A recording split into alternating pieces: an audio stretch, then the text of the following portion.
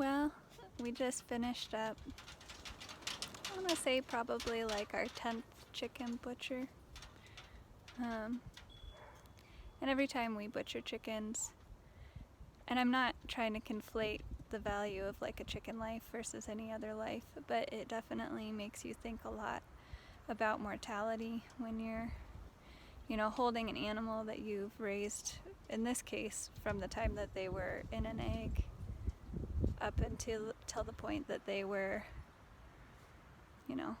cock-a-doodle doing in your yard, and your neighbors were going to start complaining soon. And, we could take them to the pound where they would probably be euthanized after nobody picked them up for a while, which I don't know why anyone would. Or, eat them and have a nutritious meal that we know was from an animal that we cared for, and that we didn't want to kill, but that's just kind of the path that needed to be taken.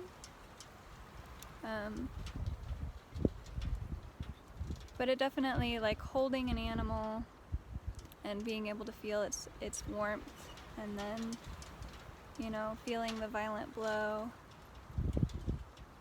and then, that's it. That's all she wrote. They flop around for a while, and then, you clean them and you pull their guts out, still warm, and I think the thing that it's made me really realize about life, the thing that sucks about life the most, is that there's a certain amount of chaos that is required for life to exist. Life requires life in order to exist. Well, death, basically. Life requires the life of other living things in order to perpetuate. And of course there are exceptions to that. Like, obviously life would never have formed if it needed other life to start in order,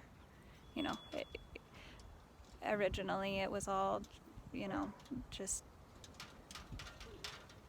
little organisms that were able to photosynthesize and exist on their own. But as you get to more and more complex life systems, they usually require a lot more input, and that input is the death of other life. And I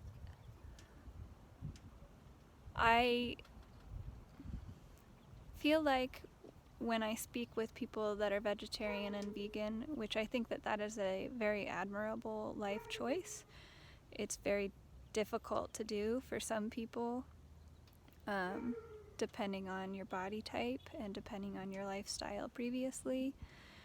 But something that's really important to remember is that in everything that you do, day in and day out, and this is the thing that sucks, you are killing things. You have to kill things in order to simply function day to day. And, if you eat meat, then you're talking about animals. If you don't eat meat, you're talking about plants. But even if you're a vegan or a vegetarian, the farms where those, say, lentils are grown, or rice or beans or whatever it is that you consume, that land had to be tilled, and that killed a lot of animals. The animals needed to be managed in that area so that they wouldn't eat those crops. So a lot of them had to be killed, or were killed for that reason. Had to be, who knows. The herbicides and pesticides and fungicides that they spray on those plants to make them high enough yield, is gonna end up killing a lot of things too, and not just the fungus and the insects and the plants they're trying to kill, but a lot of animals. The issues with DDT. I'm sure there are plenty of other issues with the modern herbicides and pesticides and things that we have. But the point is that, like, in your day-to-day functioning, if you're paying attention, like, everything you touch, everything you do, you're killing things on, the single cellular level, or you're killing things that are, larger than that. And that's just the shitty part of life. And I think it's a big part of the reason. I think that when you realize that we can never live in utopia here. That the only way that you can perceive that you're living in utopia is for you to be lying to yourself or to others, I guess. And we've tried to do that in modern society. Like, we've definitely, like, separated ourselves. Like, even if you eat meat, most people, I would say, that eat meat would have a really hard time killing even a chicken, you know? Like, not to belittle the chicken, because it is hard. It's hard to kill a chicken. The first couple chickens that I killed with help, I couldn't bring myself to eat them. Like, they got eaten, but just the violence of the act itself was so new to me that it turned my stomach, and every time I looked at the animal, you know, what was left of the animal, I couldn't see it as food. But we live in a society where people are able to pretend that that's not what happens in order for them to eat what they eat.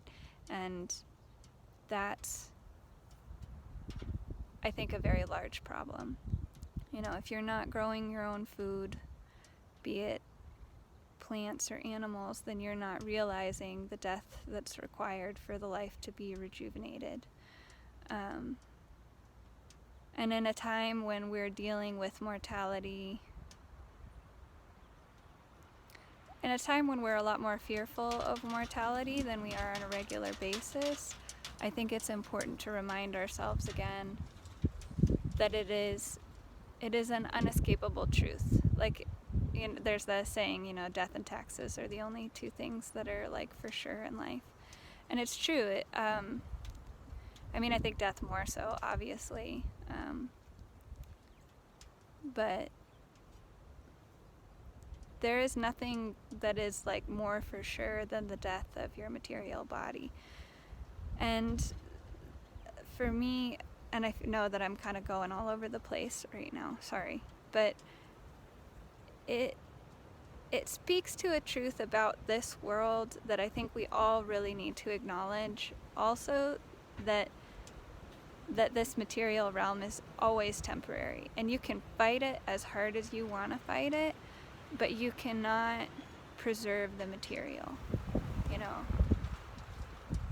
Death is the truest thing in the material realm. Everything material ceases to be any sort of organized structure eventually, and that's required in this existence for things to be able to renew. Because if you just kept moving in the direction of organization, eventually you'd get to the point where there wasn't enough raw materials to continue building, and then you'd just have a massive collapse again. Like, you can't never-endingly move in the direction of organization. Eventually everything will devolve back into chaos. And in a certain way, that's really beautiful, because it's like you cannot fight the balance. The balance will always reestablish itself.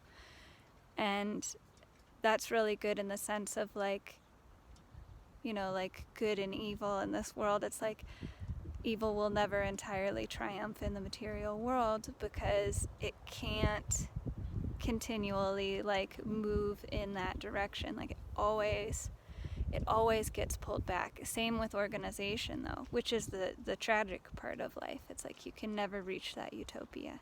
And you don't realize that when you're young if you're not exposed to, like, the reality of the chaos of our existence. So I kind of hope with this, like, new movement and new push for people to kind of go back to the land, that we start to kind of realize that, and realize that death is tragic but necessary, and that the renewal of life is beautiful in its own way. And to not feel guilty about existing, I think, is a big part of it too. It's like, yes, there's a